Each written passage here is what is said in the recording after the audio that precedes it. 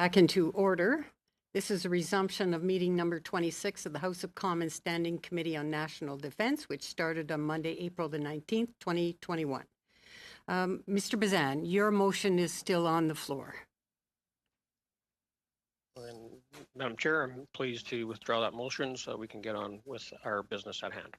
Thank you very much. We need unanimous consent to withdraw the motion. Any objections? Okay, withdrawn. Thank you. So we'll make it the introduction real short today. Pursuant to Standing Order 1082 and the motion adopted by the committee on Tuesday, February the 9th, 2021, the committee is resuming its study of addressing sexual misconduct issues in the Canadian Armed Forces, including the allegations against former Chief of the Defence Staff, Jonathan Vance. With us today by video conference, Mr. Elder Marquez, former Senior Advisor to the Prime Minister. After opening remarks, we will proceed with round of questions. Welcome, Mr. Marquez. I now invite you to make your opening statement.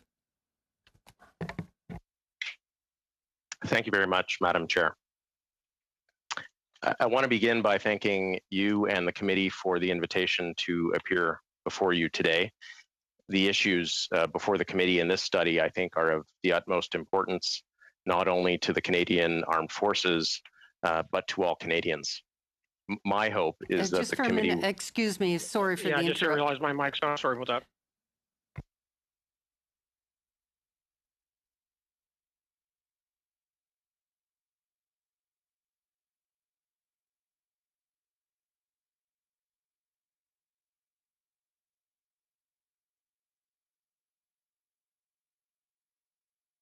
Okay, we have an issue. For some reason, the meeting's in camera. So the clerk will have to look into that and fix that. So stand by, please.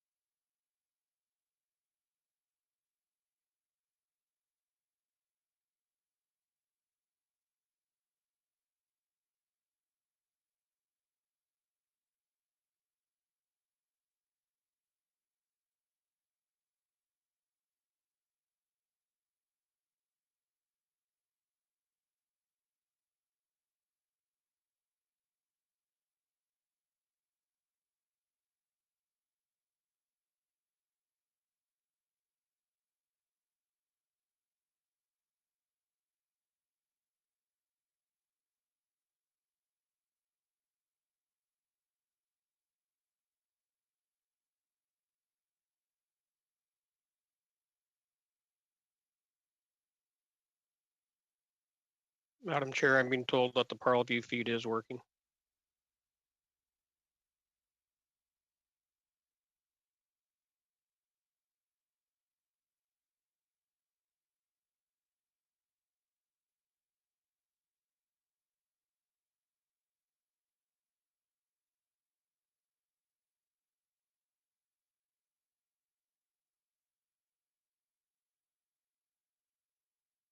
It's just the clerk's equipment that's not quite right, but what we're hearing is that it's being streamed on Parview from other people. All right, so sorry for the interruption, Mr. Marquez. Please go ahead. Not at all. Thank you. If I may, I'll just start again. So first of all, thank you for having me here today. I'm happy to help support the committee's study into these issues, because I think the issues are of utmost importance, not just to the Canadian Armed Forces, but frankly to all Canadians. My hope is that the committee will use this study in a nonpartisan way to identify and recommend the changes needed to improve both the structure and the culture of the Canadian Armed Forces, Canadians deserve to be confident that all of our institutions are well equipped to identify and root out all forms of harassment. And that includes ensuring that the survivors of harassment are supported and protected, and that there are no systemic barriers to their ability to access justice. I will try to be as helpful as I can be to the committee today, but I should note at the outset that I am almost exclusively relying on my independent recollection of events that occurred more than 3 years ago. As the committee is aware, I am no longer a public office holder. I left the Prime Minister's office in December of 2019, and I left the government last year. I am here today voluntarily. To be clear, I never refused to be here and have only been cooperative in my dealings with the clerk of the committee. With that said, I'm pleased to share the recollection that I have of these events and to take your questions today. Either late on March the 1st or early on March the 2nd of 2018, the Chief of Staff to the Prime Minister or her assistant asked me to get back to the Chief of Staff to the Minister of National Defence on an issue relating to the CDS. At that time, I was senior advisor to the Prime Minister working in the Prime Minister's office. I spoke with the Chief of Staff to the Minister of National Defence that same day. She advised me that the Ombudsman for the Department of National Defence and the Canadian Armed Forces, who was then Gary Walbourne, had initiated an unscheduled discussion alone with her minister. In that meeting, she told me that Mr. Walbourne raised an allegation of personal misconduct against the CDS, and there were no other details provided. The important, sensitive, and unusual nature of this matter was immediately obvious to me, even in the absence of any details regarding the allegation. I immediately brought this issue directly to the clerk of the Privy Council and secretary to the cabinet, who was then Michael Wernick. I advised the Chief of Staff to the Prime Minister that I was taking this step, and I then kept her apprised as matters developed. I met with Mr. Wernick at least twice that morning. He advised me, I believe after having sought legal advice, that the matter would be dealt with by Janine Sherman, Deputy Secretary to the Cabinet, who is responsible for senior personnel. My discussions with Ms. Sherman were about the PCO taking carriage of the matter, including providing assistance and advice to Mr. Walbourne and taking steps to move any investigation forward in an appropriate manner. I wanted to ensure that Mr. Walbourne received this advice in writing so as to limit any risk of a misunderstanding or miscommunication, and I also wanted to ensure that he received that advice promptly. At no point did I offer any opinions on the nature of what the appropriate procedural next steps were, as it was not my place to do so. My understanding is that the Privy Council office engaged quickly with the public service lawyers to determine the best way forward. They provided me with draft language that the Minister of National Defence or his team could use to send to Mr. Walbourne. That draft language suggested that Mr. Walbourne should speak directly with the Privy Council office, noting that the matter concerned a Governor and Council appointment. As of that point, the Privy Council office had the matter in its hands, and my involvement effectively ended. While I was hopeful that this potentially serious issue could be investigated effectively, I did not have a further role in that process, nor do I believe it would have been appropriate for me to have one. At no time, for example, did I ever attempt to contact or speak with Mr. Walbourne. Later on, though I cannot recall the date, I was made aware that the Privy Council office had in fact spoken with Mr. Walbourne, but that he had indicated that the Canadian Armed Forces member in question did not want her information shared. I understood at that time that Mr. Walbourne was going to continue to seek that consent so that the matter could be investigated, but it was not clear whether or not he would obtain it. At no point did anyone advise me that the file was in some way closed. My understanding was that PCO would leave the file open in case there was further information that would allow an investigation to proceed. Essentially, my involvement in this matter was limited to promptly bringing the issue to the PCO, sharing the entirety of the limited information I had, and asking PCO to take whatever steps it could to ensure that matters were investigated and that Mr. Walburn was provided with advice. It was apparent to me at that time, and absolutely remains so in hindsight, that an allegation of this sort about a governor and council appointee should not be investigated in some kind of ad hoc way by members of cabinet, including the Minister of National Defense or the Prime Minister, or by political staff members. The best way in those circumstances is to ask the nonpartisan public service, with their institutional and legal resources, to identify the path forward and work with whoever possessed the information, in this case, Mr. Walburn, to permit the allegation to be investigated. That is what took place here. The Privy Council is uniquely placed in the machinery of government. The clerk of the Privy Council is also head of the public service. PCO has expertise in all issues dealing with the appointment, tenure, and performance of governor and council appointees. The Privy Council also has immediate access to the best legal advice on matters of public administration or public policy. And in my experience of nearly 5 years in the Government of Canada, the leadership of the Privy Council office works in ways that are responsible, professional, and nonpartisan. I had every confidence that the Privy Council office would take the steps that it could to have matters investigated, and if gaps needed to be filled, that it would propose new procedures to fill those gaps. In this specific case, at no point did anyone in the public service or among political staff ever suggest anything other than ensuring that the matters in issue were investigated appropriately. And I believe everyone acted in good faith, trying to ensure that that happened. Indeed, my recollection is that despite a lack of details surrounding the nature of the allegation, everyone appreciated the potential gravity of the issue. Once I informed the PCO of an allegation, and I received their confirmation that they would be taking further steps, I had no further involvement in this matter. In my view, the proper entities were managing the issue and would follow appropriate procedures. That could include briefing staff in the PMO or the Prime Minister himself, but at an appropriate time. I have no recollection of personally briefing the Prime Minister on these issues, nor was I ever made aware of any such briefing. I'd now be pleased to take questions that the committee may have for me. All right. Thank you very much, Mr. Marquez. Mr. Bazan, over to you.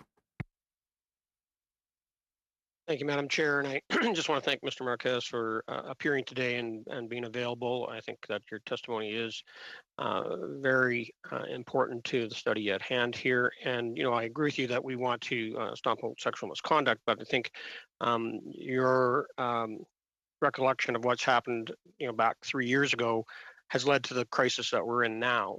So I just want to make sure that I understand what your testimony was today, because the defense minister, when he appeared on April the 6th, said that Zita Estrada communicated first with the PCO and then with you.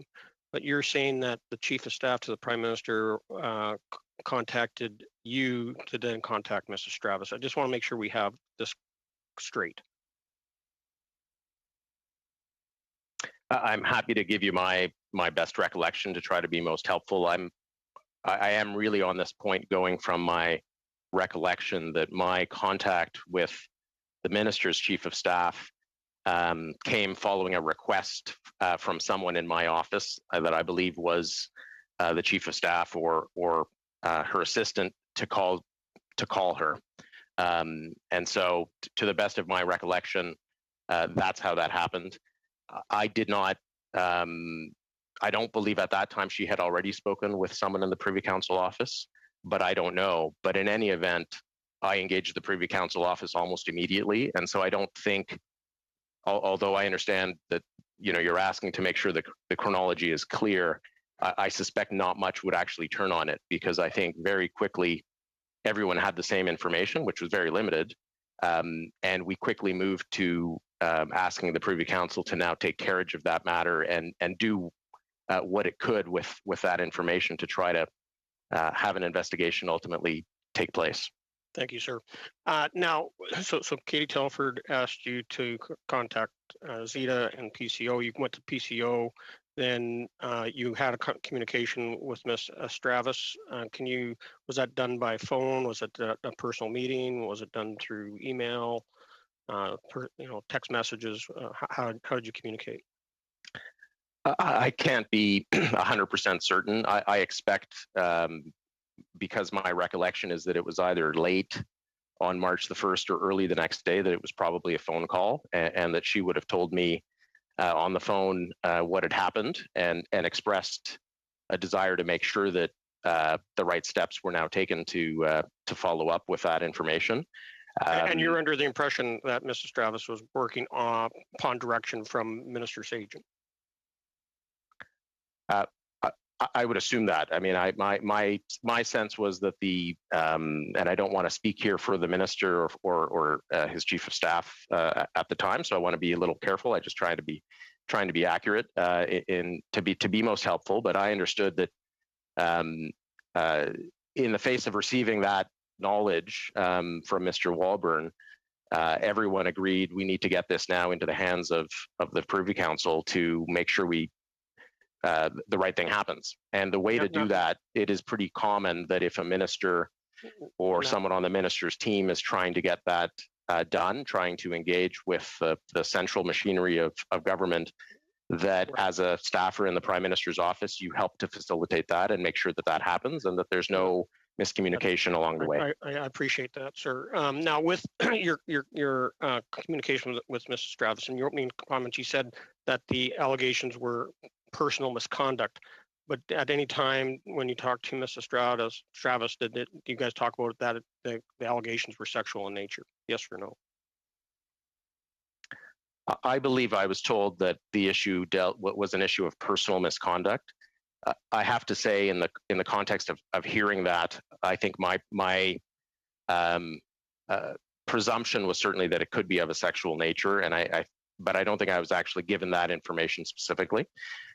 Again, I think we, in the absence of knowing what it was and whether it was serious or not, we operated on the assumption that it was serious and that it could be a very serious allegation, and acted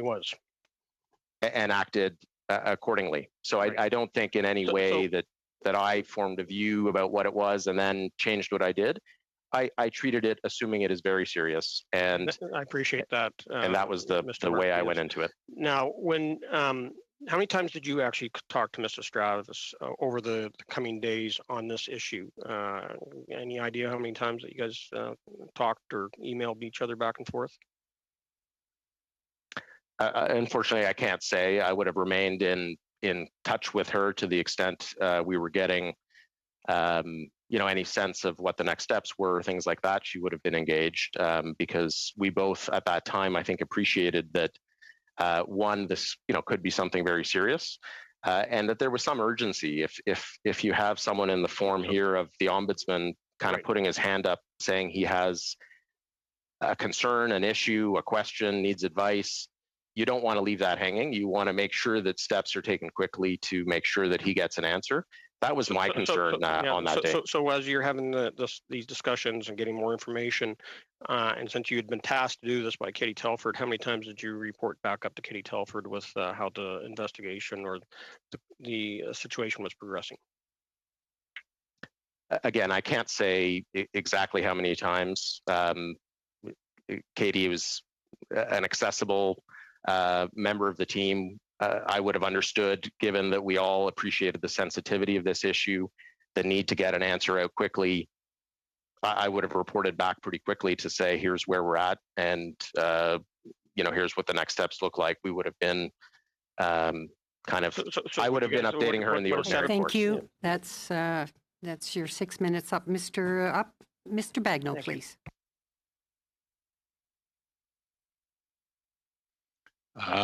Thank you very much, and thank you very much for being here, Mr. Marquis, and you're really providing the best you can, which is great. We really appreciate it at the committee. I just want to ask a couple of questions. You may have covered them already, but I just want to make sure we have the information on record. So we know the Minister of National Defense, former Chief of Staff, reached out to your office to bring the situation to your attention. Can you confirm when you were first contacted on the issue and what steps you followed and when they occurred? Yeah, so again, I wish I could pinpoint it a little more clearly, but I just don't want to say anything that isn't accurate. So it either would have been the day, March the 1st, which I understand is the day that the ombudsman would have had his meeting with the minister. Either on that day directly, I was asked, and I imagine sort of late in the day, given that the meeting had already happened, or early the following morning, because it's clear, just in looking back on this, that there would have been a lot of activity happening on that morning of March the 2nd on this issue.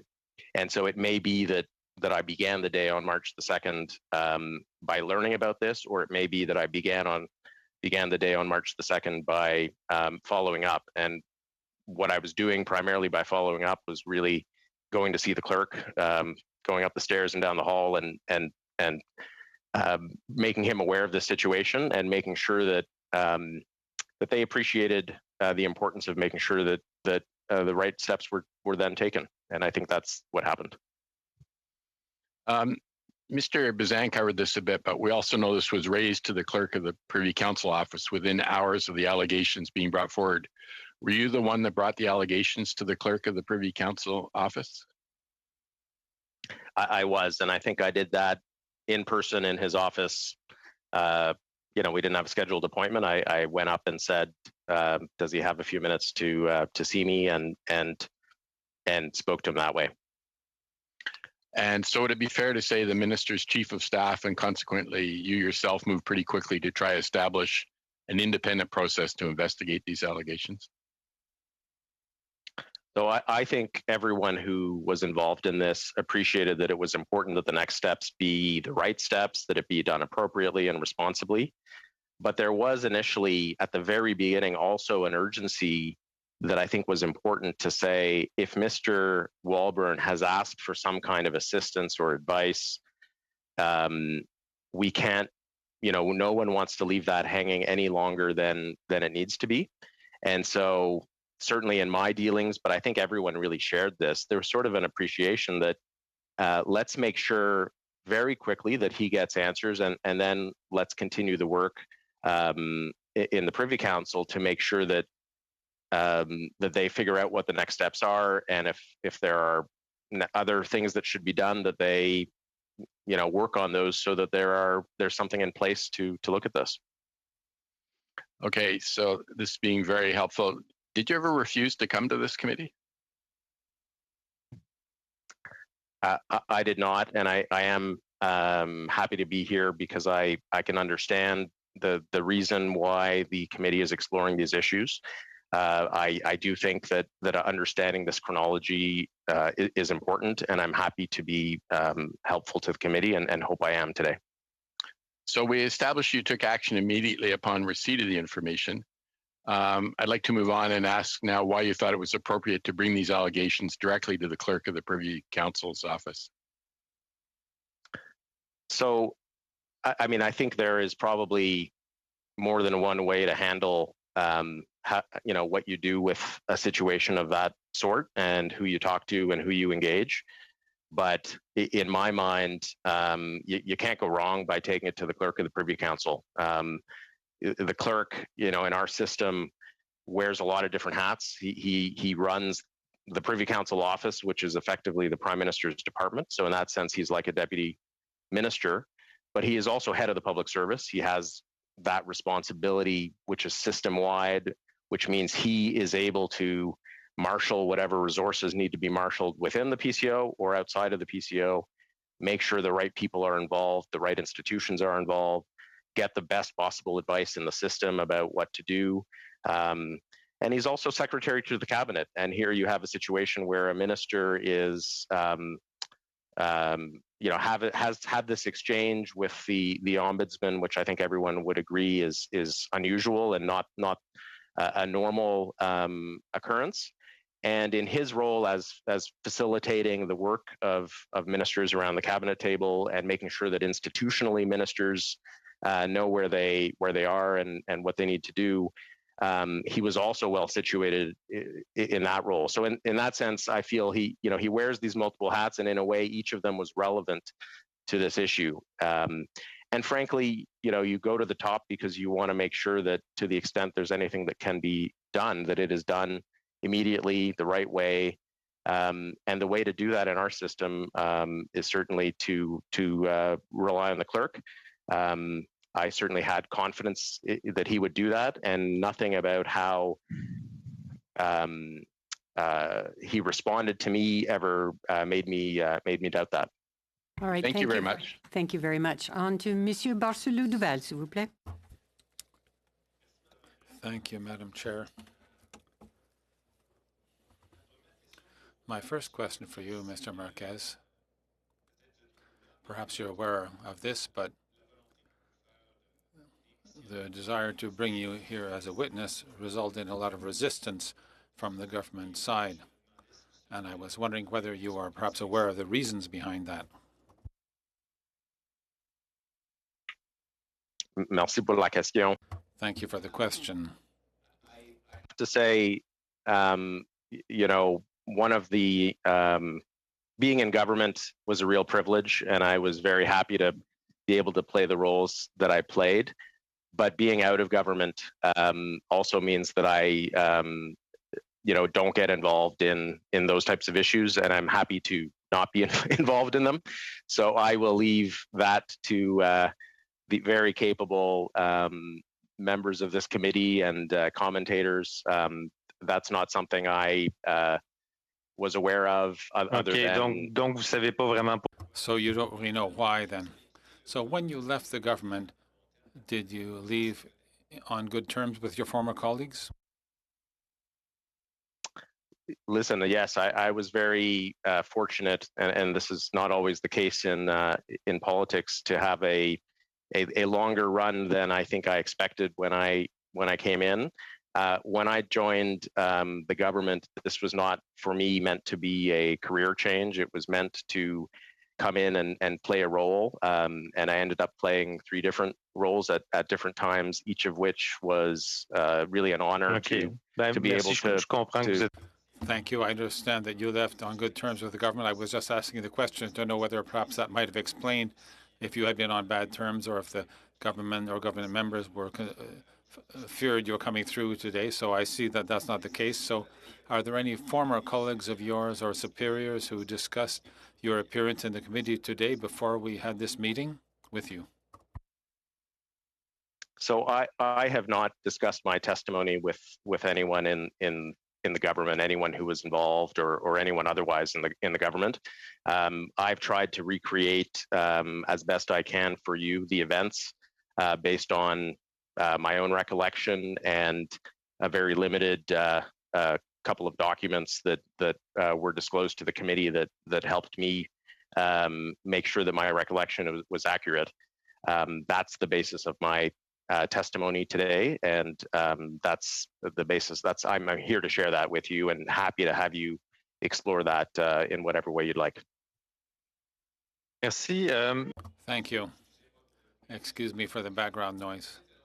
Perhaps another question for you as to whether you raised the information to the clerk of the Privy Council, but not the highest placed person in the government. This is something very serious, as you said, but you did not inform the Prime Minister for whom you were an advisor and for whom you worked. Is that the case?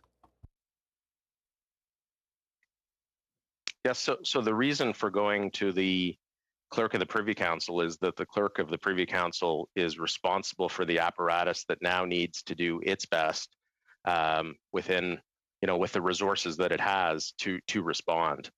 At this stage, there is not anything that the Prime Minister is supposed to do in relation to this information, and I would suggest, in fact, it would have been problematic had the Prime Minister or other members of cabinet or other political staff tried to insert themselves at that point. At that point, PCO is fully engaged. They have advisors who are engaged. No one was not appreciating the seriousness of the issue. I think any involvement at that stage, could risk being counterproductive, even if it's in good faith and just trying to ensure things are moving along. So my reason for going to the clerk is the clerk now had responsibility and he had work to do to make sure that everything that can be done in frankly quite unusual circumstances is done, and that we hopefully get to a point where there's a proper investigation where we can find out what occurred, and then that may lead to the involvement of others who may need to make decisions as a result of that. We're not anywhere near that. We're not even at the beginning of the process. We're at a preliminary stage. Okay, thank you very much. My next question to you would be to try to understand the process, because earlier you said that when you, at least when you left, you had the impression that the file was still open, whereas actually the file had been closed. Do you have any responsibility in relation to doing some follow-up on that file? Or once you transferred that, once you passed that on to Ms. Sherman, did you have no further follow-up to do and nothing else to do on that? Because I'm wondering why you were not aware that the file had been closed, and if so, is there something that you ought to have done in relation to that? My understanding at all times was that the file was not closed. I think I did appreciate, as I indicated in my opening statement, that there was a question of whether the complainant was going to consent to her participation or the sharing of her information in the following steps. I understood that that was a question. That is something that can change over time, and I think in such cases it's probably not unusual that it may change at different times. My sense of that was not that meant the file was closed. It meant that there is an opportunity, if any further information becomes available, to make sure that the next steps are taken appropriately. And I certainly had an expectation that, or at least a hope that information, direct information from the complainant, would help make sure that this went into whatever the right process is to then assess that. I never had any reason to believe that was not what was occurring. I don't believe Mr. Wernick said the file was closed. I think the file was kept open, but with that difficulty, which I think is also a real difficulty. All right, thank you very much. On to Mr. Garrison, please. Thank you very much, Madam Chair, and I too want to thank the witness for being with us today. And I know we're asking him about events of 3 years ago, and I do have a couple of specific questions, but I want to start by going back to the general situation the committee finds itself in, and I think that the government finds itself in. To state the obvious again, that we're trying to make sure that women can serve equally in the Canadian Forces, and that requires the confidence that those at the top both understand sexual misconduct and will act on allegations of sexual misconduct. And so what we had in the case of General Vance is a Chief of Defense Staff who we now know had been investigated at the time of his appointment by both the U.S. military and the Canadian military on accusations of sexual misconduct. We also know that General Vance's sexual misconduct indiscretions were thought to be widely known among the senior leadership. We've had testimony in the Status of Women Committee saying that. I've personally been told that many, many times. And the third thing we have was an accusation of sexual misconduct brought against that serving Chief of Defense Staff. So it's a bit disconcerting that no one seems responsible for the government finding itself in that situation. How could this be true? It gives credence to the arguments that have been made, again, by many former members, that somehow the senior leadership was subjected to different standards and not held as accountable as the ordinary members of the Canadian Forces would be. So in our system, there's always a minister responsible. So, Mr. Marquez, who's the minister responsible for the failure to investigate and the failure to follow up on the accusations against General Vance? So there's a lot to unpack in what you said, so let me try to do my best. First of all, let me say, I am not here to say that I am in any way an expert in these issues, and I don't want anything I say to be taken to be claiming that I'm qualified to opine on what the next steps should be in terms of how we fix these problems. I can say as an observer, and the way that Canadians are observers, that it is very obvious that very serious reforms, not just institutional or structural, but cultural, need to take place. That's not going to be easy. That's going to take time. I think you are hearing the evidence you need to shape those recommendations, and you're hearing it from survivors. You're hearing it from experts. I think for those reasons, the work of the committee is very, very important. In terms of responsibility, taking it back to this case, I certainly was not aware of any other information that was relevant. I've shared what I was told. I was told there was a complaint. I was not told what that complaint was. I was not aware of any previous complaints. I did not at any other time learn about that. And it would not, in the normal course of my work, frankly, that's not surprising. This is not a sort of a file that I was dealing with in the sense of dealing with issues around military leadership. But I think those issues are real. I think the responsibility of someone who has the information, the responsibility of somebody who has learned something, is to make sure that information, to the extent they're able to share it, goes to the right place. And in this case, I think that's what we were certainly trying to do. And I don't want to speak for the minister or his staff, but my understanding is that possessing limited information, the instinct there, and I think the right judgment was to say, let's make sure we put this in a process.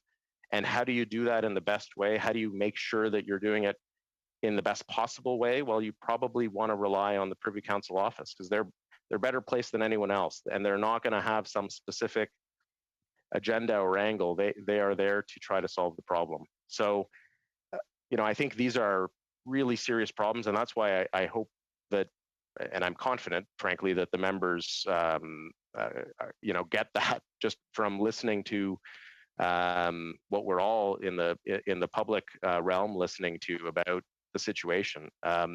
I think that's why the study is so important. I hope you use that opportunity. I think there are experts and there are people who have lived experience who can hopefully help to suggest a better way forward so that these things don't happen again. And so that when they happen, there is a process that everyone feels confident in and feels able to participate in without worrying about reprisal or embarrassment or anything else. And those are complicated issues, but they're issues that everyone is grappling with and has to grapple with. And I think the committee has an opportunity here to really help shape that for the Canadian context. And I hope you seize that opportunity. But there is still the confidence question. If we're going to make reforms, how will there be confidence in reforms if the same people who were in charge when this was not followed up and not investigated are in charge of implementing the reforms? But let me turn to one specific thing before I run out of time in this round that I would like to ask you, and that is, when you were told about the allegations, were you made aware that the minister refused to look at evidence that was offered by the ombudsman? Even though you didn't know the details, and I accept that, were you told that the minister had been offered that evidence and refused to look at it? Yeah, it's a good question. I didn't address that specifically in my opening statement. I don't know, what exactly I understood about the exchange, but I certainly understood that Mr. Walbourne had additional information, and that the minister effectively said, in some way or another, I don't want to put words in his mouth, but effectively said that information needs to go somewhere else.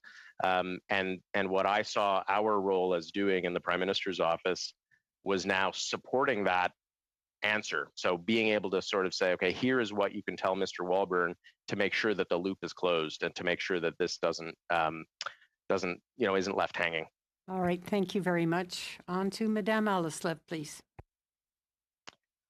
Thank you very much, Madam Chair. My first question would be, can you give us an approximate number of times that you spoke with Ms. Telford on this issue?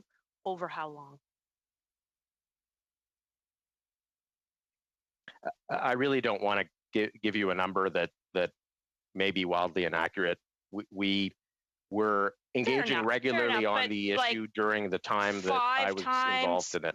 10 times, like it's a serious, you said it's serious, it's urgent. So 5, 10, I 20 would have given her an update as things proceeded. That's really all I can say. I don't think the number of the interactions ultimately makes a difference.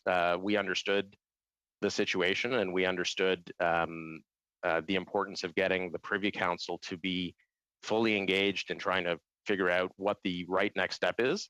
That was So our in focus. fairness, We on were, a number of occasions. yes, All right. yes, it's plural. Thank you very much. Was it your understanding that Zita spoke with Katie about this issue?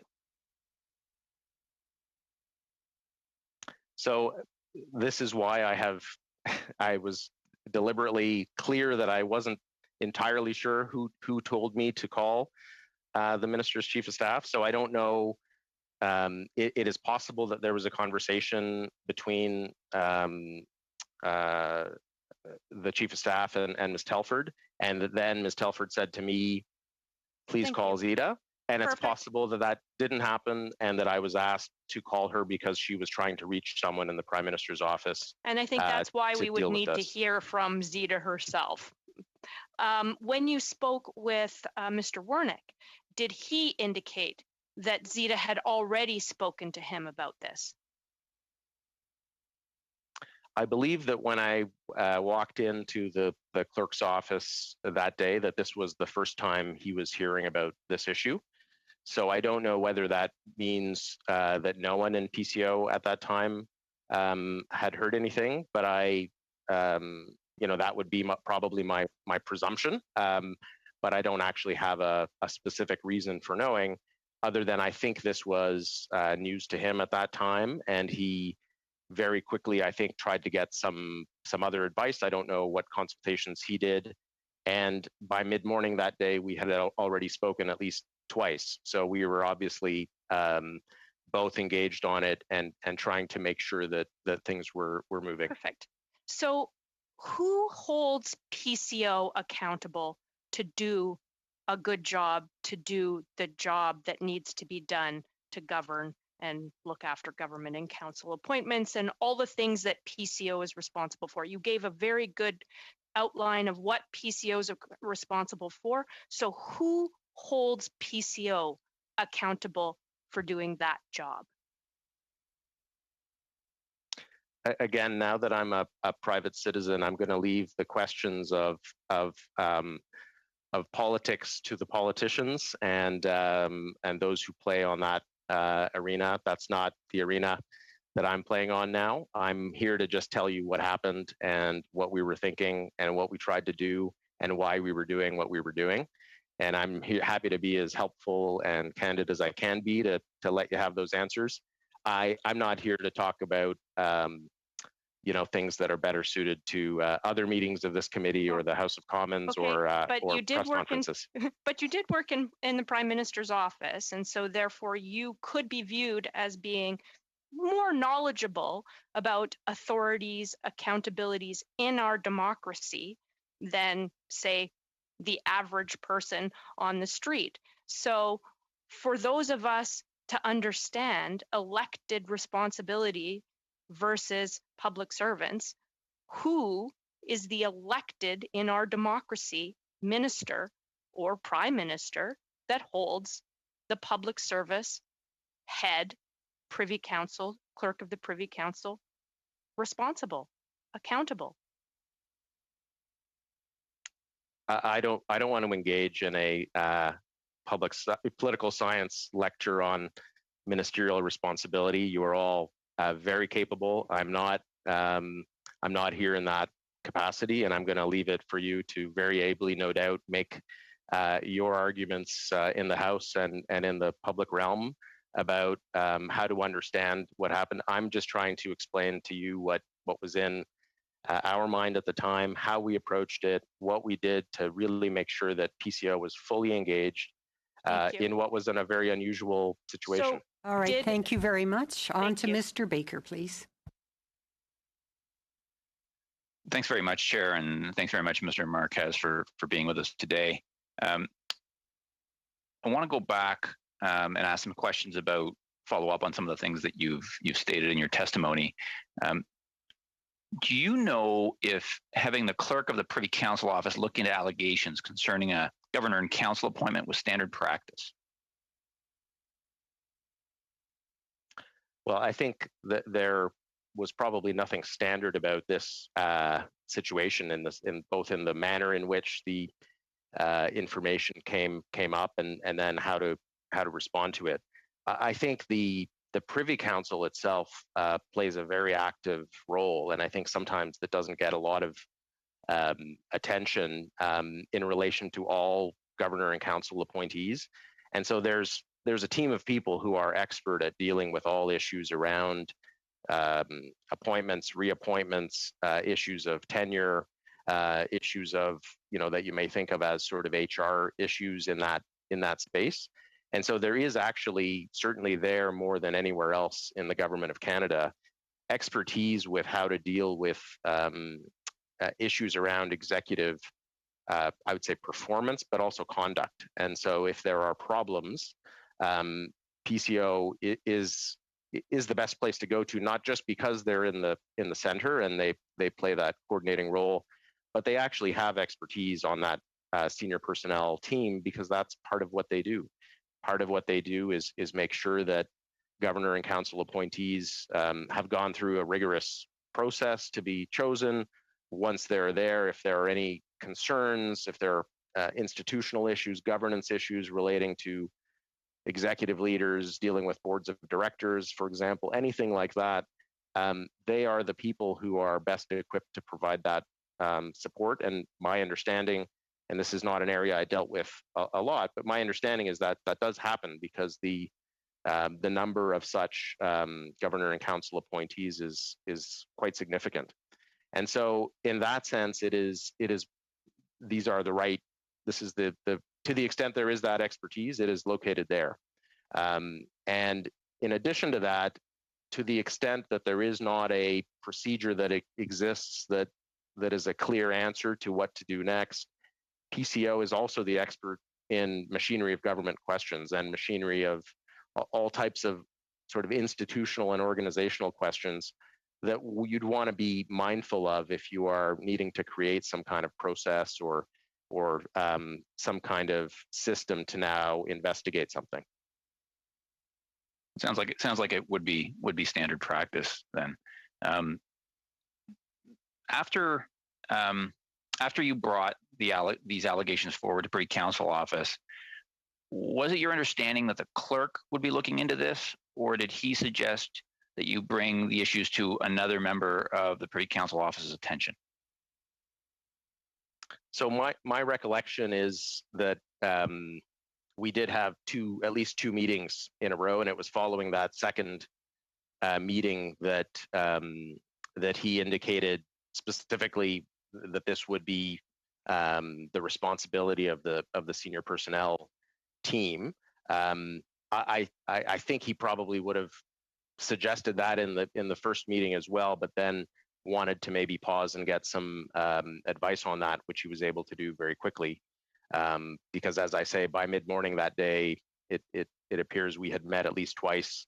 And so I think that referral probably didn't happen immediately, but it happened very, very quickly, probably within an hour or two of my first bringing the issue to his attention. And then I would have dealt directly with Ms. Sherman, and I, there are some emails that are in the record that are between myself and Ms. Sherman, and I would have met with her to discuss the issue. So it was suggested that you speak with Ms. Sherman? That's right.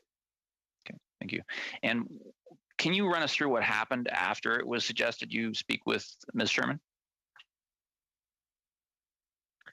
So I don't have, I can't give you a very specific exact sequence that I am confident is perfectly reliable, but she made herself available very quickly. We quickly talked about the issues, and by quickly I mean promptly, discussed those issues, and then we would have remained in touch. She understood, I think, and you see in our exchanges that I had a sensitivity and frankly, especially, this was a Friday. I had a sensitivity to make sure, let's make sure that we today provide an answer to Mr. Walburn, even if it's an imperfect or preliminary answer. Let's make sure there's some engagement today. I believe she had that same view. I think everyone understood that, again, in a situation where you have a person who has an institutional role, the way the ombudsman has sort of put up their hand and asked for assistance or whatever the right word is, you want to make sure that gets answered. You don't want that to happen and then there not to be a response. And so I think we touched base during that day to make sure that happened. And ultimately, she did provide me with some language that I then shared with the Office of the Minister to suggest that be the language or something like that be used to give to Mr. Walburn, so that there was kind of a follow-up or a response to his interaction with the minister of the day before. All right, thank you very much. On to Monsieur Barcelou-Duval, s'il vous plaît. Thank you, Madam Chair. Earlier, Mr. Marquez, you stated that in spite of the fact that you had no details and you knew that it was something serious, however, with the information we have today, we know that this is something very serious. Would you say that it is a failure on the part of the Privy Council Office not to have been able to shed light on this matter? Well, let me say two things. First on this point about the seriousness and what we know now and didn't know then. At the time that I was involved, all we knew was that there was a person with a complaint. We didn't know what that meant. We didn't know anything about the nature of that or the details of that or the seriousness of it. I think, as I said before, that we were treating it as if it was very serious, and I don't think if it was more serious. Thank you, sir. But my question for you was that you were in the position until 2019. After that, if I'm not mistaken, and there was no news, you had the impression that the file was open. But didn't it come to mind that you didn't hear anything else about the file and that it was a serious file? Didn't you want to follow up on it? Listen, I don't. As I indicated before, I think everyone who was aware that someone had raised something, even not knowing what it was, but that someone had raised something, would want the outcome being that whatever that is gets properly looked at. Absolutely. I mean, no, I think everyone shares that. I don't think that's a partisan issue. I think that's a pretty straightforward do the right thing issue, which is somebody is saying there's a problem, let's investigate it. So you agree that it was not handled appropriately? I certainly agree that the outcome of the issue not being looked at is not what anybody would have wanted at the time, either then or in hindsight. What I think is important to consider is what options were available at that time to actually do anything in addition to what was done. And I think what changes could be made either institutionally or otherwise so that in future that outcome could be different. Again, I think that's why the work that the committee is doing is hugely important. And I hope it's with that lens, and I'm confident it is, based on the members' questions to me, certainly, that it's with the lens of saying, how do we ensure that, several things. First, that these things don't happen at all. And if they do happen, that if there's always a proper system to do it, and that system is one that survivors can be confident in and feel confident in participating. That, in a way, is a different question than what could. Harrison, please. Thank you very much, Madam Chair. Mr. Case, I want to return to the question of what was known at the time, because you've just restated things, leaving out, I think, a critical detail. And that is not just that people knew there was a serious allegation, but you confirmed to me that you knew that there was evidence connected to that allegation that the minister, for whatever reason, didn't look at, and which Privy Council Office did not get access to. Is that correct? I certainly didn't mean to restate things in some way that that changes that. You are right that I understood at that time that Mr. Walburn had more that he wanted to say. What that more was, I don't know, and I don't think anybody knew at the time. And I think what you see by focusing Mr. Walburn on dealing with the Privy Council office is precisely an attempt to understand what that more is, or at least understand enough about it. Maybe still in an anonymous form or in some other way, but enough about it to be able to develop or either point him in the right direction, in a direction that would permit that to be investigated, or if necessary, take some other steps to investigate it. That is hard to do if you don't have that information. And I agree with you that getting that information was important, and that I think is reflected in what, from what I see, certainly looking back, I think the Privy Council was trying to do. And it's also, I think, clear from Mr. Walburn's testimony that he was offering anonymous version of that evidence to both the minister and Privy Council office. But I want to turn to then your reporting relationship to the Prime Minister's Chief of Staff. So would you, or did you, I guess I can say that, see if you do have the recall, and I acknowledge it's 3 years ago, did you let the Prime Minister's Chief of Staff know that there was that more involved in these allegations? So would you have passed that information, or do you remember if you did pass that information to the Prime Minister's Chief of Staff? I am, and I don't have a perfect recollection, so I am confident that the first time that we would have discussed this issue in full, either with me having spoken to the Minister's Chief or with Ms. Telford having spoken to the Minister's Chief, that we exchanged all the information that we knew at that time. So I am confident that at that time, I knew I would have relayed to her what the Chief of Staff told me, and frankly, if she had the conversation, I'm confident she would have relayed to me the entirety of that as well. It's an unusual situation, but it wouldn't have been difficult to recount all of that information. I'm confident we would have, because we both would have been immediately in the mode of trying to make sure that we get this into the right place, that we get an investigation going, and that it goes to PCO, that we don't know anything more than PCO does. Let's make sure that they are fully engaged. And that was my headspace as I went to talk to the clerk, and as I dealt with Ms. Sherman, and to the extent I may have dealt with others, it was always to ensure that we do not somehow possess some information that could be relevant. So even though we didn't have a lot of information, we made sure all of it was given to PCO, and we were certainly expecting, and I think rightly so, and with no reason to doubt that they would be then following up and have full carriage of the matter. All right, thank you very much. On to Madame Gallant, please. And through you, what was your role in the Prime Minister's office that the Chief of Staff would have chosen you as the correct point of contact in the PMO regarding the General Vance allegations? I don't have a specific explanation that I would speculate about as to why I was asked to place that call. Okay, what was your role in the capacity of advisor? Were you in charge of certain issues?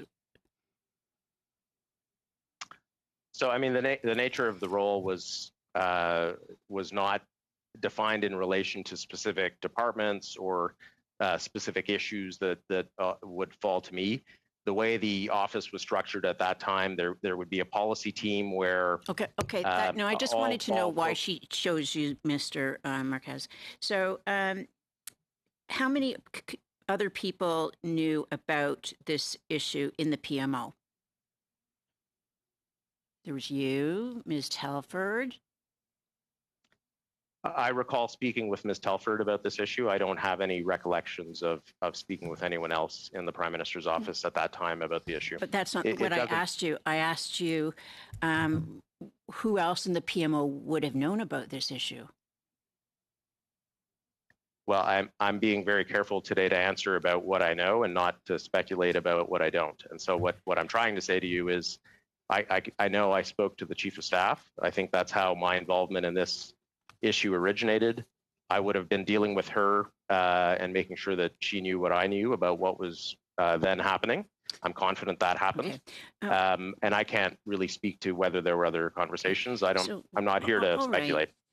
We'd like you to provide the names of all the individuals in the PMO that you feel should have been or were probably involved in this investigation. Now, on April 6th, Mr. Sagen was asked who in the PMO informed the Prime Minister and that there was an allegation against General Vance. And his answer was, once we raised it with the Privy Council office and with the Prime Minister's office, I'm not sure who. So I'd like to know from you, being in the PMO, who informed the Prime Minister of the allegation against General Vance?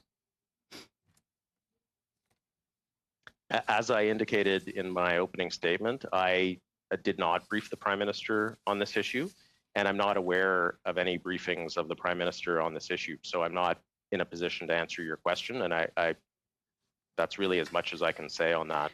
Well, this is a pretty important issue. The individual in charge of Canada's military, knowing all our security secrets, having this type of allegation made against him. Did you suggest that the Prime Minister be briefed on this matter? At that time, what we knew was, as I indicated, we didn't know any details about what the allegation was. Our focus at that time was in making sure that allegation gets to the right place. And the only person who I understood at that time had information about what that allegation was Mr. Walburn. And the proper place for that to be looked at and to be considered as to what you do with it, where you put it, how it gets looked at, how it gets examined, is the Privy Council office. And that's the connection that we wanted to make at that time. And I'm confident that that was done. Did you make any notes on this issue? Just kind of flew by and it was all verbal. Did you take any notes, briefings, so that if the Prime Minister asked, you have something to refer to?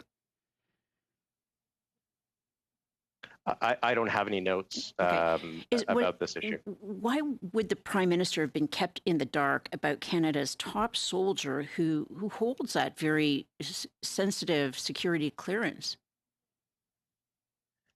At the time that I was involved in this issue, what we had was a suggestion by Mr. Walburn that there is a complainant who has an allegation, which we assumed could be a serious allegation, and we knew nothing else. Okay, and our job is then to make sure that allegation gets to the right place. Okay, the right place is not the Prime Minister's office. There wasn't an ultimately. allegation, there was evidence that he had.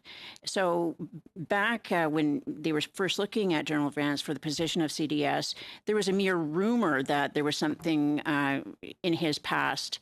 And they consulted the National Security Advisor because he holds such high clearance. But there was no such step taken at all that we can find by this Prime Minister's staff. Why, or did you just not consider that this type of information getting in the hands of other people might put the general in a predicament and subject to potential blackmailing? You can't go further up the chain than giving it to the clerk of the Privy Council. And I did that, and I had confidence that he was taking carriage of this matter and that he and his people would do everything they could to make sure that it was dealt with appropriately. All right, thank you very much. Monsieur Robillard, s'il vous plaît. Mr. Robillard, please. Thank you, Madam Chair. Hello, Mr. Marquez. Thank you for your testimony before the committee today. We also heard Ms. Janine Sherman, Undersecretary of the Staff responsible for the public service renewal and senior officials, and for advising the Prime Minister and the Cabinet on appointments by the Governor and Council, who declared that even if she was seeking additional details on the situation, she specified that she was not specifically seeking details connected with the identity of the complainant. She also stated that she understood that the complainant wanted to remain anonymous and confidential. This is also what was confirmed by the documents that we received, and I refer here to the discussions of email between her and the former ombudsman. You already answered this question, but I wanted just to be sure. Can you tell us whether you had a conversation with Ms. Sherman?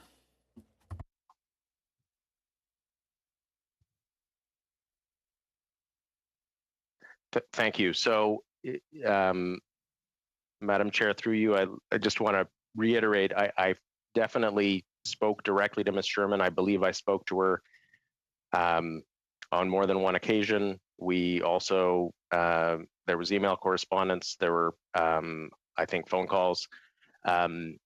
She was the point person to, that I understood in the Privy Council office to be dealing with this matter, which makes sense given her role in respect of senior personnel more generally. I think I'm going to leave the specifics as to what she was saying to Mr. Walburn, you know, to those witnesses. I was not part of any of those conversations. I had no interaction with Mr. Walburn, nor did I try to. I think the issue around the anonymity and how much information is needed is probably an important one, in the sense that I think the challenges is in the absence of really knowing any information, it may not be possible to identify what are the possible routes that could lead to a resolution. And so, and by resolution, I mean an investigation of the issue. And so figuring out what route is the right route may in part depend on understanding more context about either what happened or whether there's been some other process that is related to it. And so, you know, I think all of that, these were all details that frankly I was not engaged in quite deliberately, but as I look back on those issues, that's what I think is happening there. And those are important questions, because especially if the environment is one where survivors are not confident that the institution is well equipped to protect them, to support them through a process, that is going to be a problem. And so that's why I think, you know, testimony about what happened here and who said what to whom at what time is important. And I'm happy to share what I know, and I'm trying to be as candid as I can be. But ultimately, this committee also has to make sure that it's not just focused on that chronology and trying to say who, you know, here is something of interest, but is going out and listening to people who have lived experience and who have, you know, been on the wrong end of what seems to be a very problematic institutional structure and institutional culture when it comes to these issues. And so I hope that is part of what this committee and others is looking at, because I think Canadians in watching what is unfolding in the media are rightly shocked and concerned and want to make sure that things get better. Okay. Savez-vous si Madame... Do you know whether Ms. Sherman tried to do a follow-up with the Ombudsman in relation to that situation? So indeed, my understanding was that the issue of whether the ombudsman felt that he had the consent of the complainant to share all or part, I don't know, of the information that he had, that there had been an initial conversation, and that he would then that was an ongoing process, which makes sense in the sense that I don't think it is right to think of survivors as having kind of one moment to consent or not to to do that. I think that can be something where that answer is different at different times. And that was my understanding of where that was at that time. So I do think, I want to really defer to the evidence you've heard directly from those players, but I think there was follow-up, and that was my understanding of what that follow-up was about. Right, merci beaucoup. On to Mr. Benson, please. Thank you, Madam Chair, and thank you, Mr. Marquez, for being here today. I'd like to circle back to something you said a little earlier. You were talking about the PCO drafting language to bring back to Mr. Walburn. Can you give us a sense of what that drafting language was and what they were trying to accomplish there? So let me maybe start with what we were trying to do was to ensure that ideally on March the 2nd, Mr. Walburn would get from either the minister or the minister's team a direct follow-up to his to where things had been left after his meeting with the minister. And so what we didn't want was either a gap where he's raised this and now there's nothing. And so what that looked like, I didn't know what that would look like, because that frankly depends on what the next step is. So it could have been that I went to PCO and they said, okay, we have a system for that. Here's who runs that system. Mr. Walburn should talk to so-and-so, or he should fill out a form, or he should, I did not know the answer to that question. That's why I'm engaging the Privy Council. There wasn't anything in there about what Mr. Walburn was concerned about was the protection of this person. It was, it was just, here's the channels to go through. I mean, he was really looking for that kind of protection. That wasn't in the language, though. Well, I don't think Mr. Walburn, my understanding was that if Mr. Walburn was speaking to Ms. Sherman, one of the primary issues they would be discussing is indeed, how do we make sure that this complainant gets the protection, the cover that she feels she needs to move forward. That's the point of connecting them. I don't think the email to Mr. Walburn needs to say that. I think Mr. Walburn, certainly given his expertise and experience, I would have thought that's, what they are then talking about. And so I don't want to speak for them. You've heard from those witnesses, so I want to be a little careful. But the language we wanted is to be able to have Mr. Walburn know what he is to do next. Sure. And what he is to do next is to speak to Ms. Sherman, because she is by far, and I think this makes sense with my own experience, the person who is best equipped to understand what are the institutions that can play a role here and what to do. Thank you. In your conversations and your communications with Katie Telford, were they all verbal, or was there any text messaging, any emails, any written documentation? Can you tell us how you communicated? I expect that all of our interactions would have been verbal. I don't have any reason to believe they were otherwise. I don't have any written notes or emails or anything like that tell me otherwise. But I can't say for sure. I expect it would have been in the normal course. It depends what's happening on a given day, but we would be working in close proximity and would be able to to have moments in a day to exchange information. Sure. Now, the CDS serves at the pleasure of the Prime Minister, and so obviously the Prime Minister needs to know everything he can to make sure that he's got the right person in the position. Do you think Katie Telford informed the Prime Minister and brought him up to speed on what was going on here? So again, what I can say is that I did not do that. I made sure that she had all the information that I had.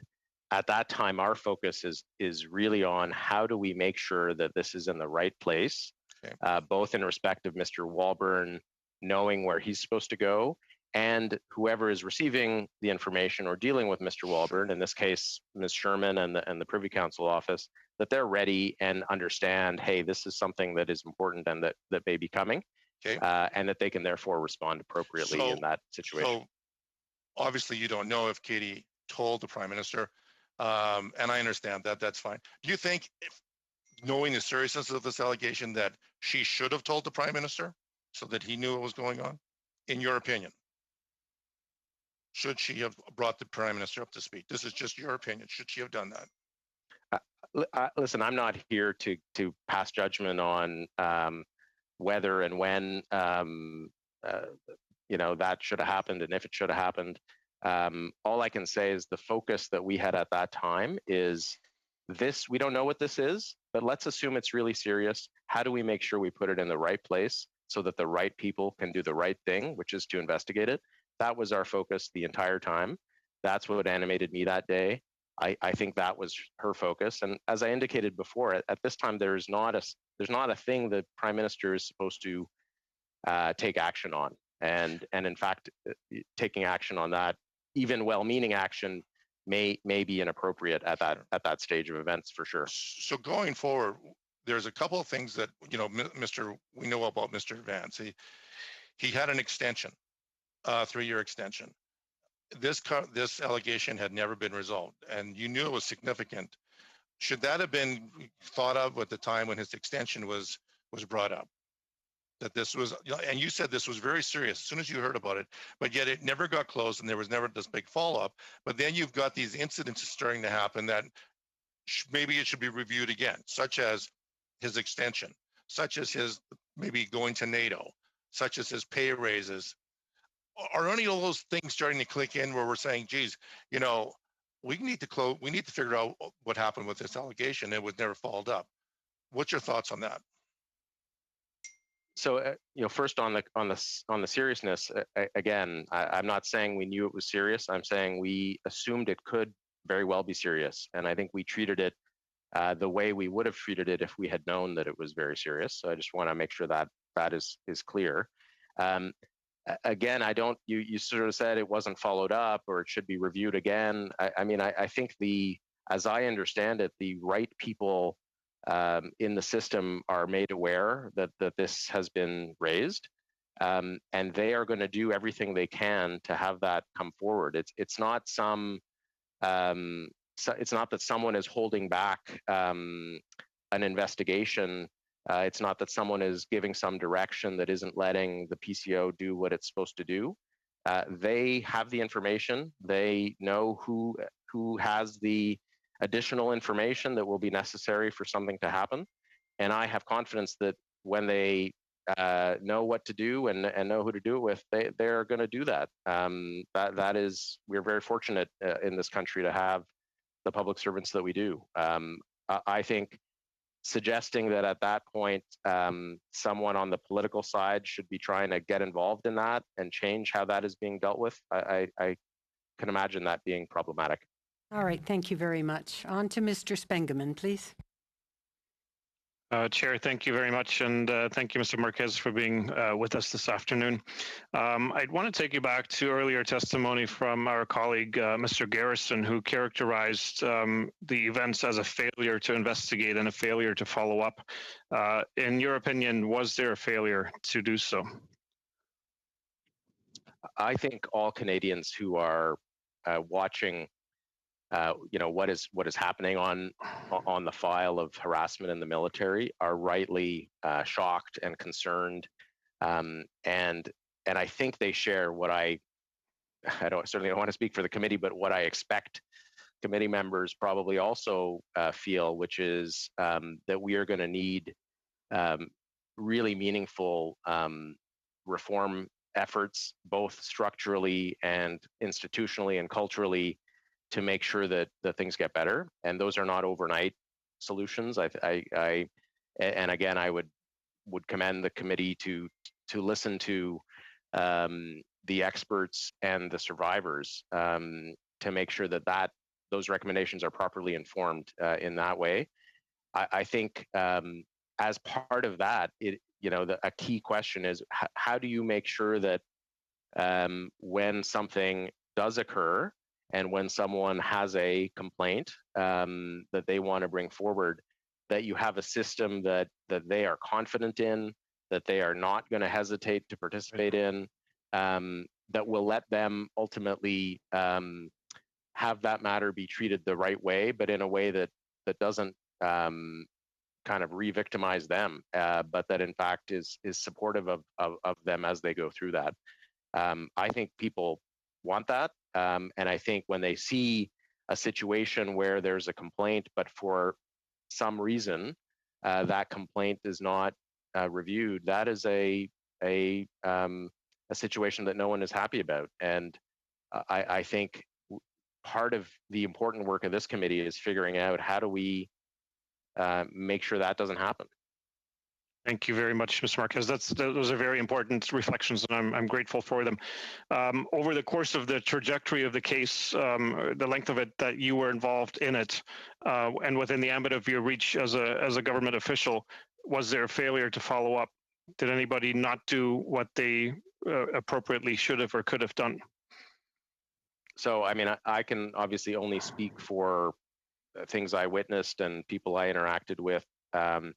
But as I said in my opening statement, that this file was not closed, as far as I was ever informed.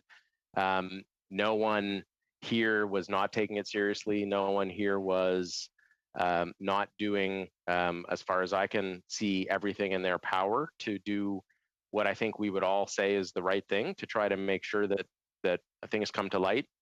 Never was there a suggestion that we should have any other priority in mind. And yet, despite all that, you have the outcome that you had. And I think Canadians are rightly frustrated by that. I'm frustrated by that as well. But I think that needs to now inform how do we make sure that going forward, that's less likely to ever happen again.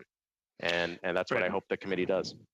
Mr. Marquez, the committee heard from a number of witnesses, including the former clerk of the Privy Council himself, Mr. Wernick, that there was an impasse with respect to this particular case. Can you expand from your perspective on what that impasse was? Well, and I don't think I have full information on this, so I want to be a little careful that I'm not speaking in place of others who may have better information. But I did understand at that time that there was a question about whether the consent of the complainant to move forward was going to be there for some further process. Obviously that is a very important consideration in any case like this. It's hard in the absence of knowing the circumstances to say anything too insightful about that. So I want to be careful, but I could understand why that would make taking a next step complicated and difficult. And ultimately, I think we all hoped that that consent or partial consent to have some or all or whatever information shared could take place, if that meant that there could then be some type of proceeding, some type of review that would let people understand what happened. And unfortunately, as I understand it, that did not ultimately take place. All right, thank you very much. I think that's my time. Thank you, Madam Chair. It is, thank you. On to Monsieur Barcelou-Duval, s'il vous plaît. Thank you, Madam Chair. Mr. Marquez, in this committee, since the beginning, in the study of this matter, since the beginning, all the people have said either that it was not their fault, that situation, or that it was not under their authority, or that it wasn't the fault, or they didn't know whose fault it was or whose responsibility it was. So people are passing the ball around from one to another, but everyone is saying we were not able to see the evidence. We were not able to get the information. But through all that, there's only one person who had an opportunity to see the evidence and refused to look at it, and that was the Minister of Defense. Wouldn't there be, isn't that finally the issue? Because the Minister of Defense is the only decision maker who had an opportunity to get the information in hand and refused to examine the information. And for that reason, the information, the right decision was not made, and the Chief of Staff remained in that position for 3 more years. Is that not unacceptable? So what I don't know, and I don't want to be speculating on, is the terms under which Mr. Walburn said he was sharing that information. What I think we can agree is that the minister certainly shouldn't then receive information and take some kind of effort to investigate it. And I think where what you want to do is make sure that the information that's going to start the investigation goes to the right place. I don't think the minister is the right place. Ultimately, I'm not suggesting there's anything that anyone did anything wrong, but it's not the minister himself who is somehow going to conduct an investigation or review.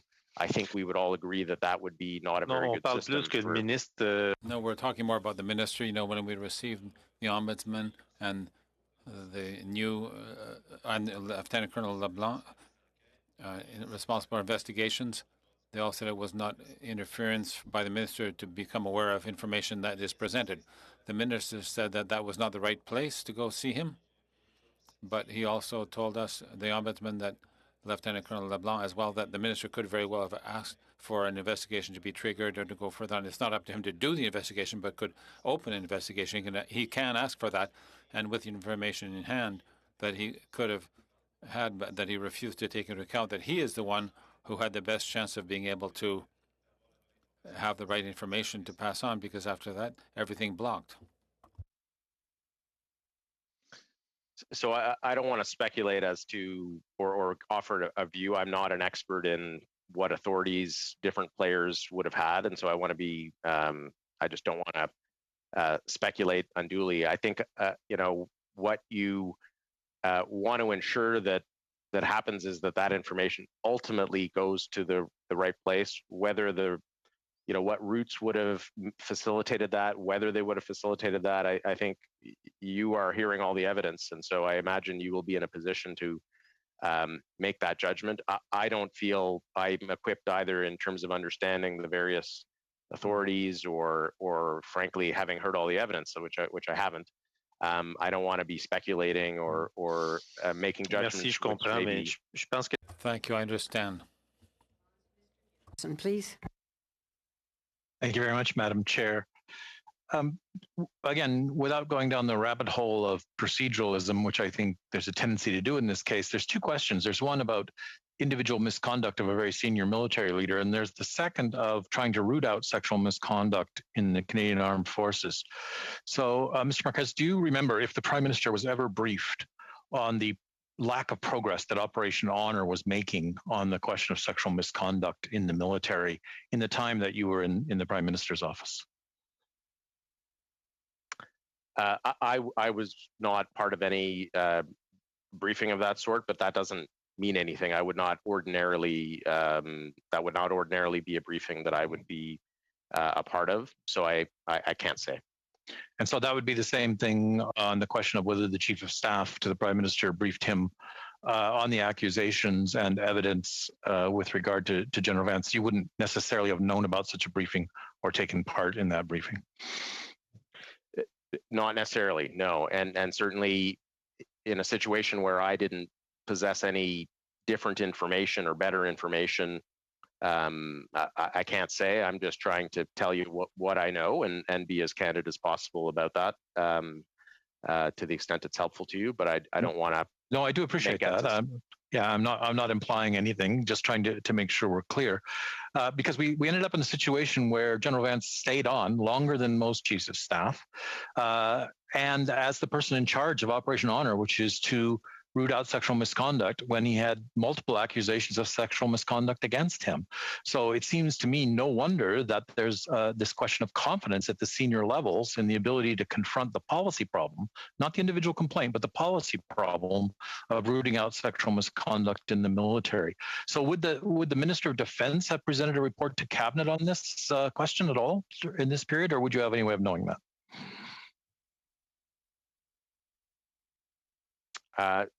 I don't know the answer to that question, and I don't want to speculate as to how that would have been briefed in the course of the mandate. I do think the commitment to those principles and to that reform is real, and I think, but I'm just not in a position where I can tell you what that looked like and operationally in terms of who was briefed when and what how progress was being assessed over time. And I don't want to again just speculate because I don't know. All right, thank you very much. On to Mr. Bazan, please. Thank you, Madam Chair. And Mr. Marquez, as was mentioned earlier, Michael Warnick, when he was at committee on April the 6th, talked about that there was conversations between the PMO with him on around March 16th or 17th to report that there was such an impasse. And you testified that you thought that the file was left open. So my question is, who dropped the ball here? Was it the PCO for not getting down to the bottom of this? Was it PMO for not following up? Or is it Mr. Sagen himself for not actually meeting face-to-face with Gary Walbourne, who was the ombudsman at the time, to get the details of the allegations? So I want to focus a little bit on my evidence because I want to be careful in comparing and contrasting. I, at all times, understood the file to be open. I thought Mr. Wernick's evidence to this committee was actually that as well, that the file remained open in the hopes that either consent would be forthcoming and there would be information from the complainant, or that other information could come forward that might permit some type of review or investigation, even in the absence of information from the complainant. That was my understanding. So, Mr. Marquez, so what was kind of the standard process for reporting sexual misconduct, in the PMO for like PMO staff, or General Vance is always referred to as a GIC appointee, so for governor and council appointees? Was there a standard operating procedure that you had to live by within the Prime Minister's office and the PCO? I would expect that I was not involved in any other But cases. as a staffer yourself, you must have known that there was some sort of code of conduct as it relates to sexual misconduct and reporting and how those are investigated. Would not that code that you had in the Prime Minister's office also apply to someone like General Vance as a GIC appointee? Well, in a situation where the person in question is a governor and council appointee, I have no doubt that the right place for that to go is the Privy Council office, and almost certainly senior personnel at the Privy Council office. So would that be the same process you think that you would have at the PMO? Like, would you be able to do a comparison? And I'm just saying this because I think that, within the Prime Minister's office, you guys had at both that same time, just before these allegations came to light with General Vance, there was reports of Claude Gagne at that time, and just wondering, how you dealt with that, and why wouldn't, there be extra concern within the Prime Minister's office on making sure we stomp out sexual misconduct within the public service and within GIC appointees? So I'm here to talk about the issue that's in front of the committee, which relates to a governor and council appointee. So I'm going to limit my comments to that, and I think that's appropriate. There is no doubt that where you have a governor and council appointee, it certainly doesn't live on the political staff side to say, let's go round up an investigation and look into this. What you would want, I think, is people who are serious and responsible, taking any information they have and making sure that it's put in the right place. And the right place here is the Privy Council, because that's where, if it's not the right place, they'll know where to go. And that's essentially how our system works. That's why that was done here. It was done literally within hours. And I would hope that would be done in all such cases. I didn't deal with any other I appreciate that. cases. So if you look back at the testimony of Mr. Wernick, and he actually said that he regrets that never got to the bottom of this 3 years ago, knowing how things have impacted the Canadian Armed Forces, especially women in uniform today. And, he said that he wished Minister Sagen had actually taken the evidence, and he was very contrite in his statement. Would you share that feeling that Minister Sagen should have taken that evidence, and that you guys should have got to the bottom of this 3 years ago when you had the chance, and you were one of the key players in this, along with Mr. Wernick, along with Zita Astravis, along with Katie Telford, and along with Minister Sagen?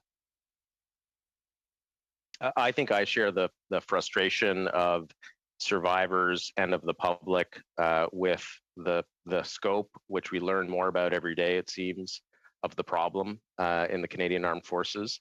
And what I reflect in thinking about that is that it is very important that this committee take its responsibility seriously to now present in as best a way possible, in a way that is informed by experts, by survivors, by international experience, provide us with at least some guideposts for the way forward. Because I think there is a consensus here that is not a partisan issue about how we have to tackle these issues better, both institutionally and culturally. That's not going to be easy. That's some heavy lifting, and I think the committee's uniquely placed and we're prepared to offer some of that. All right, thank you very much. On to Madame Vanderbilt, please. Yes, thank you very much, Madam Chair. And I would also like to thank you, Mr. Marquez, for accepting our invitation to be here today. And I just want to start with a couple of things that were said here today and just get some clarification. Ms. Gallant offhandedly mentioned for you to provide the names of those in PMO who were probably involved in the investigation. Are you personally aware of anyone that would have known about this other than the ones that you've told us about today? No, and I tried to be clear in my answers on that point. I'm not in a position to provide you with names. I'm here now. You can ask me. I don't have any other names, and so if there are other people involved, it's not not people that I'm aware of. Okay, thank you for clarifying that. I appreciate that. And I also heard Mr. Garrison say today, suggest that Mr. Walborn may have provided anonymized information to Ms. Sherman. And I don't believe Ms. Sherman said that in her testimony. So is it your understanding from your conversations with Ms. Sherman that Mr. Walborn provided anything at all, even in terms of the nature of the allegation? So my understanding was that there was a hope that information, even if incomplete, even if anonymized, even if purely contextual, that some information would be provided that would then maybe be enough to take some further step. To the best of my knowledge, that information was not provided, and I don't believe that anonymized information was provided. But again, I wasn't involved in that directly, so I would certainly defer to other evidence that the committee may have heard on that point. But my understanding was that information was never provided. Yeah, and that would be consistent with other testimony that we've heard. In fact, everything that you're saying before the committee today is consistent with the other testimony that we have heard. So would it be accurate then to say that there wasn't enough actionable information at the time to pursue an investigation? So from the point of view of us in the Prime Minister's office, what the next step was not in our hands. And so I would defer ultimately to the view that was formed by those individuals in the Privy Council office who were managing the file. My understanding is that no additional information was provided. And so if you have a situation where you understand there was a complaint, but you have literally no other information, you don't have a complainant, you don't have witnesses, you don't have some other person to turn to for information other than a person who is saying for what may be good reasons that they're not able to provide it. In those situations, it's certainly not clear to me what that next step is supposed to be. But I don't want to speak for the Privy Council, because what was important from our point of view was ensuring that this was put in the right place, and frankly that those assessments as to what next steps can happen, whether there's something that exists out there now that can help in a situation like this, does something need to be stood up, all of those questions were then in the hands of the Privy Council, and frankly I had a lot of confidence that they were thinking about them the right way and taking them seriously. I in no time here did I feel there was a dropped ball or a lack of seriousness or a lack of commitment to dealing with what are very serious issues. Thank you. And I would note that actually Mr. Walborn himself said that the information he had was not actionable. Mr. Marquez, I'd be interested to know whether this process that you used is the same one that you would have followed to look into concerns brought forward about any other governor and council appointment. Yes, so I don't believe that I was ever involved in another file that involved a governor and council appointee, but I think where you would go to, your first port of call on a situation like that would of course be the Privy Council office. As I indicated before, that team, especially the senior personnel team, but I think frankly the institution more generally, these are the experts on issues of tenure, of performance, of conduct in relation to those governor and council appointees. And so if this was not in the military context, if this was a different governor and council appointee, but the facts were otherwise the same, and our office was being asked to assist, I think we would do the same thing. I think we would say, let's go to the experts to understand, is there something that's available now that can help us deal with this? Is there something that can be made to deal with this, and to take those steps? So I don't think it was different here because of that, because of who the particular GIC was. All right, thank you very much. On to Madame Elleslev, please. Thank you very much, Madam Chair. Mr. Wernick, in his testimony, said that he prepared a briefing note for the Prime Minister's office on General Vance, including options for replacing the CDS before the next election, which was the last election. Were you aware of the existence of this document? I didn't have any involvement in any discussions or briefing notes or anything around the issue of the general's tenure. That was not something that I participated in or have any knowledge about that I'm able to share with you today. Were you aware that those conversations were going on? I was not aware of that as at an issue either at this time or So who would he have provided that briefing note to in PMO? Not you, but who would Mr. Wernick have provided that briefing note to? I frankly don't know the answer to that question. I think there's a whole system for briefing notes. It's not a sort of informal ad hoc system. There's a system that brings those notes up and they get allocated. That's not. Thank you. Because I wasn't involved, I can't say. Mr. Wernick also mentioned that General Vance's performance at risk pay was also delayed. So would you have been made aware of that, had any knowledge, even in passing, of that conversation?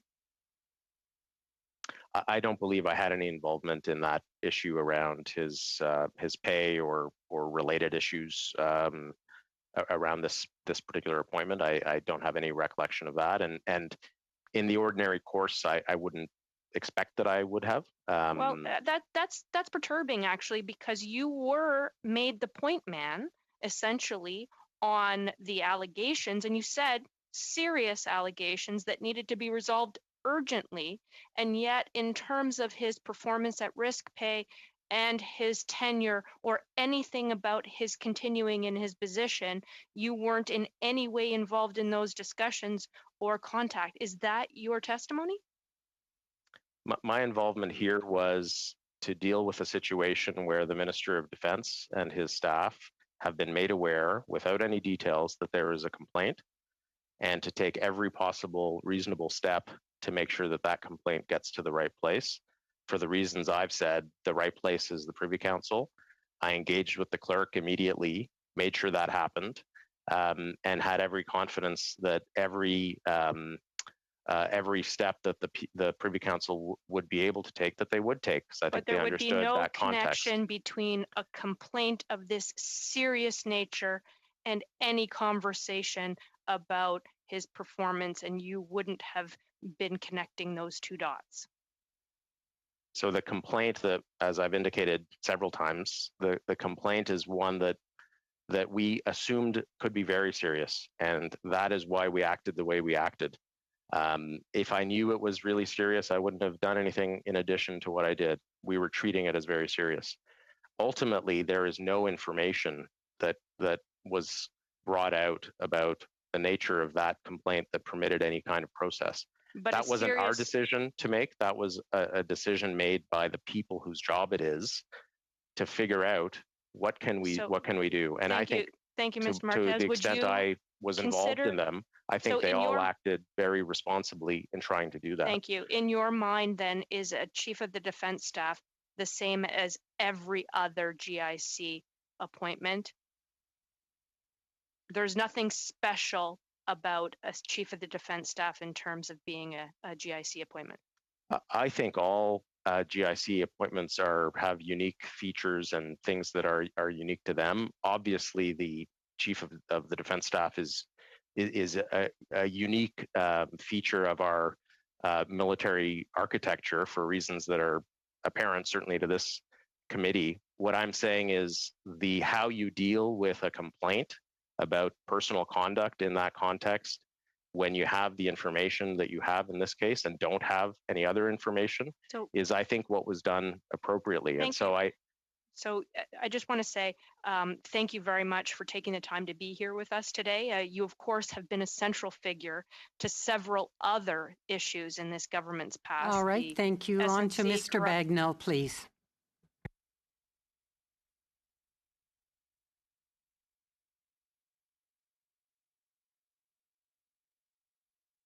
Thank you very much, Mr. Marquez. I just wanted to make sure that it was on the record that sorry, I can't.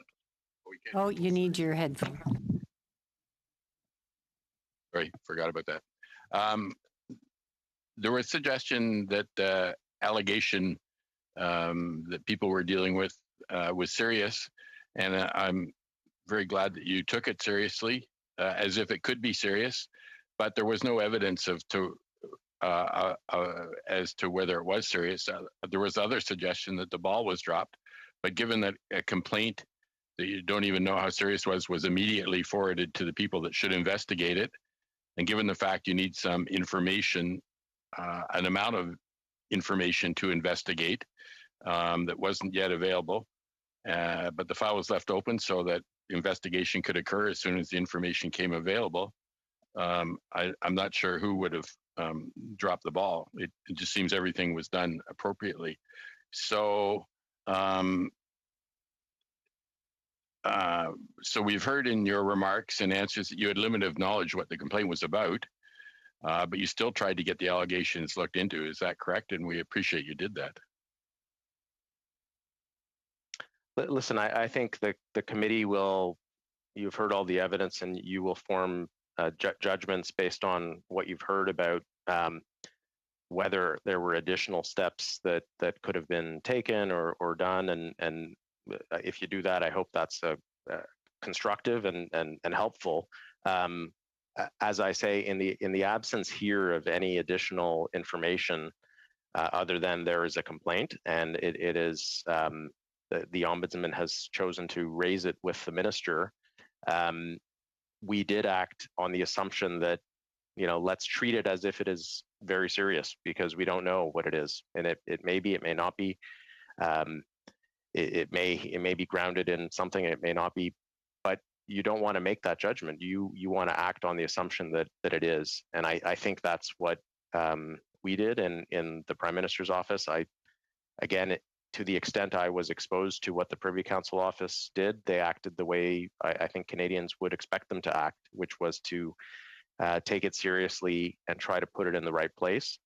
The outcome that we have, though, I think both in this case and in everything else that Canadians can read in the newspapers, to me suggests this committee has real work to do that I hope is done in a way that's constructive and trying to address these, what are obviously, very obviously to Canadians, serious issues. And the answers to that, I don't want to pretend that I have the expertise to present them to you. I think there are experts, there are survivors who have lived experience that we have to be listening to understand why don't our current systems work and what systems don't we have that maybe we should have. And I hope that's what you do. I'm confident you will do that. But I think that's why that's important, is notwithstanding, I think, how people reacted here, there's a situation where ultimately there wasn't what you'd want to see in the form of an investigation. So you would say if every independent option you had at the time was taken to ensure the allegations were looked at by the appropriate authorities, in this case, the Privy Council Office? Yes, I certainly, to the extent I was made aware of what took place, people were doing their very best to have the information come out that would enable them to make sure it goes to the right place where it can be investigated, assessed, and then actions can be taken in response to that. I think in the absence of that information, that was a real challenge. From the point of view of a political staffer, I think we all viewed our responsibility as making sure that there's no information held by political staff or by ministers that hasn't been given directly to the Privy Council in the context of what they're dealing with, and that's what we did. And I think that's important, and I would hope that, I think that is the right way to handle those situations, because you don't want something that may seem not relevant to some person turn out to be actually relevant to some kind of proceeding. You want to make sure it is put in the right place, and the right place here is the Privy Council Office. And so I assume you agree that it's time to move on with the recommendations to improve this serious situation. Listen, I would, again, I'm going to defer on the question of the work of the committee to the committee itself, but I have to think that, when Canadians are reading the media articles and stories that are out there, what they want to know is how are we fixing it? And I think the committee is just in a great position to say, we've just been looking at these issues in depth. We've heard from a bunch of people. We know the public debates out there about reforms, and we're going to, propose some recommendations that can be taken up by the government, because I think that they're as disappointing and frustrating as it is to see what is out there in the media. If that is indeed what is happening, what Canadians want to know is that there's going to be an answer, a thoughtful answer. And I think the committee can be one of those parties that steps up to help give that shape and hopefully take us all to a better place on these issues. All right. Thank you. Here we are at 3:00. Mr. Marquez, thank you very much. I know it took us a little while to kind of coordinate schedules. We know you're a busy man, and we appreciate the time you took out of your schedule to join us today. So thank you on behalf of all the members of the committee and for your testimony today. And we look, well, maybe we don't want to see you again, but anyway, we thank you for joining us today. So have a good day and take good care. Thank you. Thank you all very much.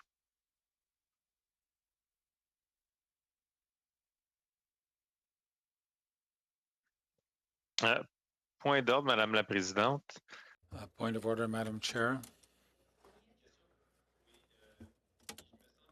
It seems to me that generally when we begin a round, it's not the tradition to finish, isn't it? Don't we finish the entire round for a fair sharing of the time?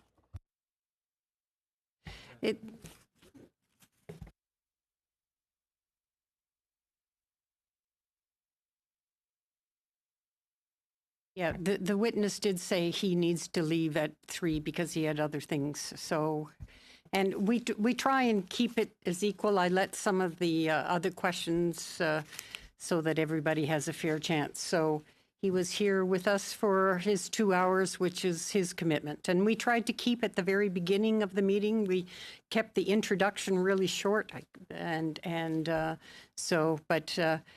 doesn't always work out that, but we try and keep it as fair as we can. But merci beaucoup, monsieur. Thank you very much, Mr. Barsalou-Duval. Committee to adjourn. All right, good. Thank you. Meeting adjourned.